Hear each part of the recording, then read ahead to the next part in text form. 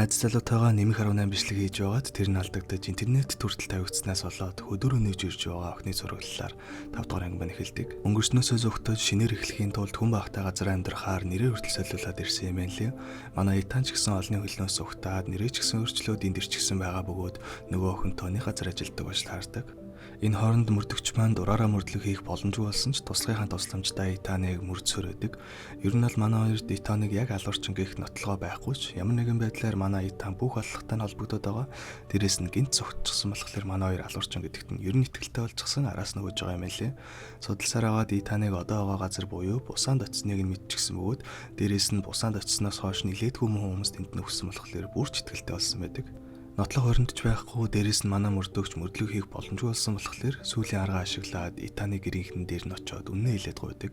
Ита маань гэрийнхэндээ гадаад явлаа гэд хэлчихсэн болохоор тэрэнд нь итгээд амьдарч байсан бөгөөд мөрдөгч маань Итаныг Солонгост байгаа дээрээс нь бүр хэрэг толбогдсон байх магадaltaй гэдгийг хүртэл хэлдэг. Тиймээс ядаж та бүхэн сургаггүй алга болсон гэд гомдол гаргачих. Тэгвэл бид нар хайх боломжтой болно гэд гуйтал гэрийнх нь угаасаа Итан санаа зовж ирсэн болохоор зөвшөөрөх бөгөөд манай хоёр мөрдөгч Итаныг хайхаар Бусанд ирдэг. Энэ үеэр нөгөө ихэнд гардаг охин санаандгүй явж байгаад 10 жилийнхээ найзтай тааралддаг. Бичлэгнээсээ болоод нэлийн хэмжээг байгаа учраас 10 жилийнхээ найзыг танилгүй буруу ойлголцсон ч ярилцсны ачаар хуучны найз байсан гэдгийг нь тань чаддаг. Тэр 10 жилийнхэн найз нь ч гэсэн яг адилхан нууц бичлэгээ олон нийтэд алдснаас болоод Бусанд ирсэн байж таарах бөгөөд манай хоёр хоёулаа адилхан зовлонтой учраас нэгээ сайн алгаж хурдан дотносож эхэлдэг. Үлдсэн амьдралаа ганцаараа чимээгүй хүн өнгөрөөнө гэж бодож байсан ч яг адилхан зовлонтой буюу өөрийг нь маш сайн ойлгох нэгэн гарч ирсэн болохоор өөрхөө охин түүнд итгээд бүхний зориулах чарамсалтай тэр залуу зүгээр л өөрийг нь ашиглах гэсэн нэгэн байж таардаг. Ярьсан бүх зүйл нь хотлоо бөгөөд хөөрхөө охины бичлэгийг үзчихээд худлаа төгс зохиож өөртөө оруулах гэж байсан юм лээ. Энэ бүхнийг мэдсэн хөөрхөө охин яаж төвчвлээ уурлаад нөгөө залуу руу дайртал нөгөөх нь ч гэсэн адилхан дөрвөн уртай юм байж тараад хөөрхөө охиныг боосорогоод алчдаг бөгөөд хэрэгэ баллахын тулд гэрт нь гал тавиад зүгтаадаг. Хэдийгээр энэ хэрэг манай Итантай ямар ч холбоогүй ч гэсэн хамт ажилдаг байсан болохоор мөн дээрээс нугасаа хайжсэн болохоор мөрдөгч маань шууд Итаны ажил дээр хөрөөд ирдэг. Ганц мөрдөгчд биш өөр нэгэн нууцлаг хүн манай Итаны араас хөөж байгаа гэдгийг мэдэх бөгөөд азар манай хүн баригдлагүйгээр зогтож чаддаг. Нөгөө нууцлаг залуу маань Итаныг мөрдөж байгаад охиныг алсан жинхэнэ алуурчин мэдэх бөгөөд очиж уулзаад жоохон ширээ аргаар гим нүглийг нь үнээр нь бичүүлж авсныхаа дараагаар шууд алчдаг. Ер нь бол манай Итантай төстэй алуурчин л юм байлээ. Нотлох баримт үлдээхгүй тулд гэртэн газыг насаач хаад яг гарч байгаад мөрдөгчийн туслагтаа зөрдөг. Туслах мөрдөгч маань саяны алдуулдаг залуугаас мэдүүлэг авах гээд ирж ирсэн юм лээ. Гэхдээ жаахан ажимчихсан бөгөөд хаалгыг нь товч байсан болохоор нөгөө дэлбэрэлтэнд нь шууд өртдөг. Нөгөө талд манай мөрдөгч Итанаас мэдүүлэг авахаар гэрт нь иртэл гэрийг нь бүтгүүгээр сүйтгэд ажигсан байдаг. Лифтэн зөрөгтөө үл тоосон болохоор уурандаа гэрлүү нь хулгаагаар ороод галын ороор сүйтгэд ажигсан буюу хамаг эдмүрийн баримтыг нь устгахчихсан байж таардаг. Итаныг маань одоо хүртэл борхон тэнгэр харж үзсээр л аваалтай. Мөрдөгчийн туслах маань азар гайгүй бэртэд өнгөрсөн байх бөгөөд нөгөө нууцлаг залуу бол манай мөрдөгчийн эрдэнэс хайж байгаа хүн гэдгийг тэдний харилцаа ярианаас олж мэддэг. Мөн дээрээс нь манай мөрдөгчийн аав нь нэлийн дээр үед комд орсон бөгөөд эмчилгээгээ зогсоогоод унтуулах уу эсвэл үргэлжлүүлэх үү дээрээ тулчихсан буюу бараг л найдраг болчихсон байгаа юм лээ. Энэ хооронд нөгөө нууцлаг залууч нь манай Бэтментэй уулзгаар ирсэн байх бөгөөд манай хоёр эртний танилуд юм байна лээ. Нэг үгээр бол Итаны өмнө Бэтментэй хамтардаг байсан бөгөөд хитрхи эрцгий байсан болохоор нь манай Бэтмен хамтрах олжсон юм байна лээ. Одоо Итаны араас явж байгаа шалтгаан нь болохоор нэгдүгээрт өөртөө адилхан учраас хоёрдугаарт ер нь яаж хүмүүсээ сонгож алдаг арга барилыг нь мэдмээр байгаа болохоор намайг түнтэй холбож өгөөрэй гэд гуйх сүрдүүлэх хоёрын хооронд хэлчихэд яваад өгдөг. Яг гараад явж байтал мөрдөгчийн туслах Бэтментэй уулзах гэж байхдаа тааралдаад 3 давхраас нөгөө залуучин шийдүүлчихдэг.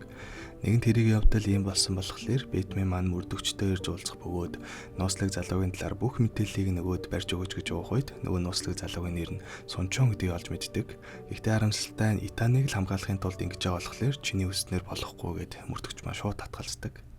Уг нь бол Бэтмен мөрдөгч хоёрын зорилго нь хоёулаа Сунчоныг барих боловч яг яагаад барих гэж байгаа гэдэг шалтгаан нь өөр буюу нэг гэмт хэрэгтнийг барихын тулд өөр нэг гэмт хэрэгтэнтэй хамтарч болохгүй гэдэг үзэл баримтлалаасаа болоод мөрдөгч маань Бэтменээс татгалздаг. Эсвэргээрээ Бэтменийн хувьд бол Итангийг өөрт чухал нэгний хамгаалахын тулд буюу ямар ч аргаар хамаагүй Сунчоныг л үгүй гэхин зорилго нь учраас цагдаа байна уу, гэмт хэрэгтэн байна уу, хинтэн ч хамтархад бэлэн гэдэг хоёр өөр үнцэг харагддаг.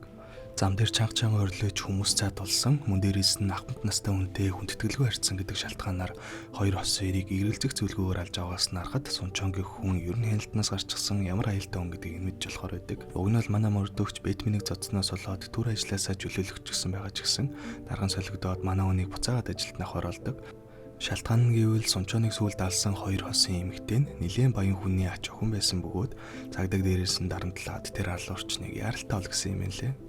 Манай мөрдөгч эртнээс Сунчоныг сайн мэддэг, дээрээс нь ховын өртөө болохлээр хурдхан барихын тулд мөрдөгчийг энэ хэрэгт даатгадаг бөгөөд нөгөө талд Бэтмен маань мөрдөгчөөс тусламж авч чадаагүй учраас шууд нөгөө баян аавтай нь очиж уулзаад тэр алсан хүнийг нь барихад туслахыг хамтрахаар болдог.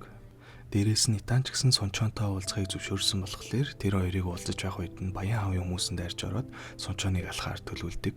За тэгээ төлөвсөн ясаар манай хоёр уулзах бөгөөд Бэтментэй хамтрахын оронд надтай хамтрахыг санал тавьж хаад явах гэж байтал манай Итан алах гэж дайраад өөрөө яг алуулан гаалтаад байж байтал азар нөгөө баян аавын хүмүүс нь орж ирснээр манай аврагддаг. Хэдийгээр нэлээд олоолаа байсан ч Сунчон буутай байсан болохоор яаж игээд нөгөө үдэд алуулахгүйгээр малтарч чаддаг. Гэхдээ бунд өөртөл гараад нэлээд олон хүн хохирсон болохоор Сунчоны араас цагдаа нар эрчимтэй хөөж эхэлдэг. Энэ завшааныг нь харин ашиглаад манай Итан Бэтмен хоёр чимээг өхөн уур газар амьдрахаар төлөвлөгөөд хамтдаа явдаг. Сунчоны хувьд гинт юм баахан хүмүүс өөрийг нь алах гэж үүснийг судлаад үзтэл өмнө алсан хоёр хосын нэгнийх нь өвөө гэдгийг олж мэдээд шууд нүр тулж уулзахаар өвөг нь олоод ирсэн байдаг. Яг уулзаад байж байтал манай мөрдөгч гэсэн олоод ирэх бөгөөд барьцааны үний амийг авч чадаагүй ч гэсэн Сунчоныг амжилттайгаар барьж чаддаг. Сунчон өмнө нь манай мөрдөгчийн аавтай хамт ажилладаг байсан бөгөөд аавыг нь комд оруулсан хүн нь Сунчон байсан гэдгийг тэдний харилцан ярианаас олж мэддэг. Манай мөрдөгч маань Сунчоны араас яваад байсан шалтгаан нь аавынхаа өшөөг авах гэдэл байсан юм элэ. Цагдаа гэлц рүү зөөж явах үед Сунчон сэргэлэнтэж байгаад гаваад айлуулад машинд байсан бүх цагдааг нь халаад цухтаачдаг. Ингээд чухал эрэгтнийг барьсан мөртлөө тээвэрлэх явцдаа алдчихсан болохоор шууд зөөр хөрөختөө нь мэдээгээр цацчихдаг.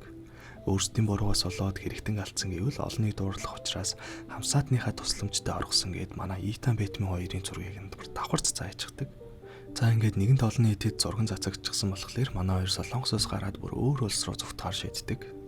Хамтдаа явж байтал Бэтмен рүү Сунчон одоо нэгэн там хэрэгтнүүд болсон болохоор бөөндөөнийг уулзалт хийгээд залгадаг. Сунчоныг салж өгөхгүйг нь мэдээд Итаны ганцаараа ин зүгтаалгаад өөрөө Сунчонтой уулзралахаар шийдэх бөгөөд Итан салж явцгаая гэж худлаа яриад ганцаараа Сунчонтой уулзгаар явдаг. Бэтмен маань дахиад л Сунчоныг барихад туслахийгээд мөрдөгчдөр ирэх бөгөөд мөрдөгч маань ч өмнөх шигээ үгүйгээд байж байтал нөгөө Сунчон ч аавыг нь алчихсан байна гэд утсанд нь дуудлага ирдэг. За ингээд эцээ хүртэл гэмт хэрэгтэнтэй хамтрахгүй өөрөө барина гэж зүтгэж байсан мөрдөгч маань аавыгаа алуусныг сонсоод шууд Бэтментэй хамтрахаар болж Сунчоны байгаа газар руу хамтдаа явдаг. Нөгөө талд Итан маань ч гэсэн Бэтменийг ямар төлөвлөгөөтэй байсныг нь мэдээд ганцаараа зогтох биш асуудалтайгаа нүр тулахаар хүрээд ирсэн байдаг. За ингээд эцэст нь манай бүх гол дөрүүд нэг газар цуглардаг. Мэдээж нэгэндээ өвшхонцон тээсэн эсвэл алах гэсэн бодолтойгээд янз бүрийн хүмүүс цугларсан учраас хөөцөлдөө буудалцаа ингээд бөөнлийн болох бөгөөд эцэст нь Сунчон шархтаж Бэтмен маань газар дээрээ бодуулаад өд болдог.